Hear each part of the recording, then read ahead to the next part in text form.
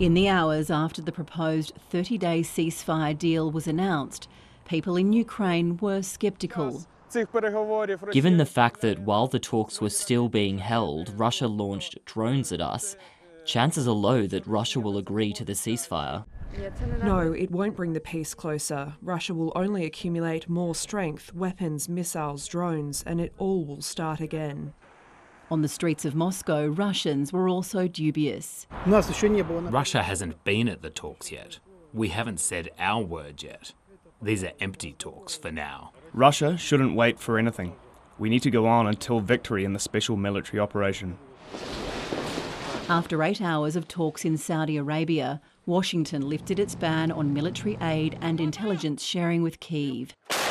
And US and Ukrainian officials announced they'd come up with a 30-day ceasefire deal to present to Russia. Hopefully we can get a ceasefire from Russia, and if we do, I think that would be 80% of the way to getting this horrible bloodbath finished. The Kremlin says it wants more details. We are carefully studying the statements that were made following the meeting, and we are reviewing the text of the joint statement adopted in Jeddah. Today, everything depends on whether Russia wants to cease fire or to continue killing people. Ukraine demonstrated and outlined its positions in a very direct way, without any reservations, and Russia will have to answer to that. US Secretary of State Marco Rubio departed Jeddah with a spring in his step, but he still has an uphill climb getting Moscow on side. Here's what we'd like the world to look like in a few days. Neither side is shooting at each other. Not rockets, not missiles, not bullets, nothing, not artillery.